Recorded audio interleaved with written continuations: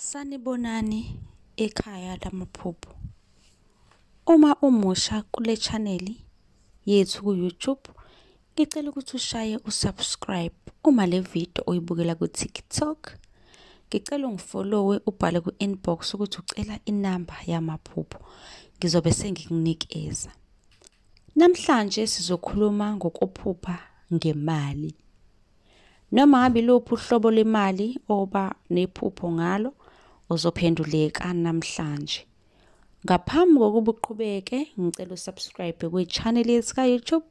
Sichaza amaphupho naku-TikTok sichaza amaphupho, usifollowe ungi-inbox ucela inamba.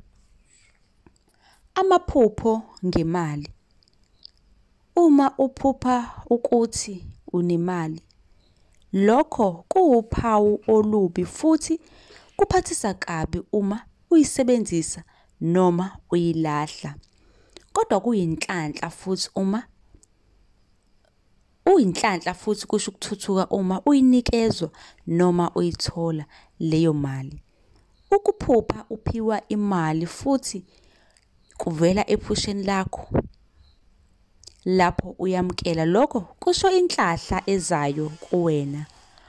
Uma uphupha uphiwa imali bese kuba khona omunye umuntu oyithathayo kuwe. Lokho kusho ukuthi kunabantu abazama ukukuthakatha kumbe abafuna ukukuthathela isiphiwo sakho noma ukutshontsha izinhlahla zakho. Uma uphupha ukuthi ulanda imali oyikweletisile kumuntu, kusho ukuthi kuzoba nokudlulela phambili entweni oyizamayo empilweni noma ngabe yiphi. Kusho ukuthi ke kuzomela uyizame kakhulu. Isho ukuthini imali ephusheni lakho? Ukuphupha imali, abanye bathi inkece, kuya ngokuthi leyo mali isuke injani.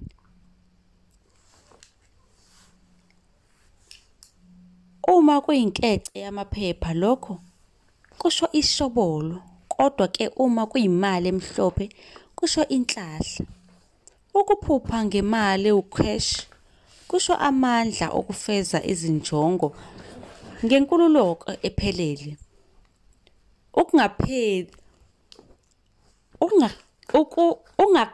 Ungakhetha ukwenza okuthandayo futhi umuthanda. Inani lemali onalo ephusheni lisebenzisa ke izifundo zezinombolo ukuchaza ke lokho okuthile. Ukuphupha ngokunikezwa imali ewucash kumele amathuba noma izimo ezikuvumela ukuthi ukwazi ukuzikhethela noma ngabe amandla noma ngabe yini. Kusho ukuthini ukuphupha uhola imali?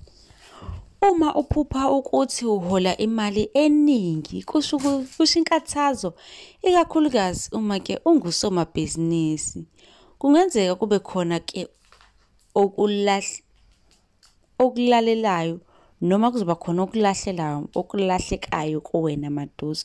Kusho ukuthi uzolahlekelwa okuthile. Ukuphupha imali ewuhlweza noma uthola imali ewuhleza, kumele imizwa emihle ngezinto ezizuzwayo empilweni uma uphapheme. Ukuzizwa ujabule ngokuba nokungaphezu kwalokho onakho ekuqaleni. Ukuqondisisa izinkinga zakho, ukuba namandla angeziwe. Kungamela imizwa yokuba nenhlanhla. Ukuphupha ngemali uhlezwa enqwabeleni ndawonye kumele imizwa ngawe uba nokuningi kunalokho obunakho ekuqaleni.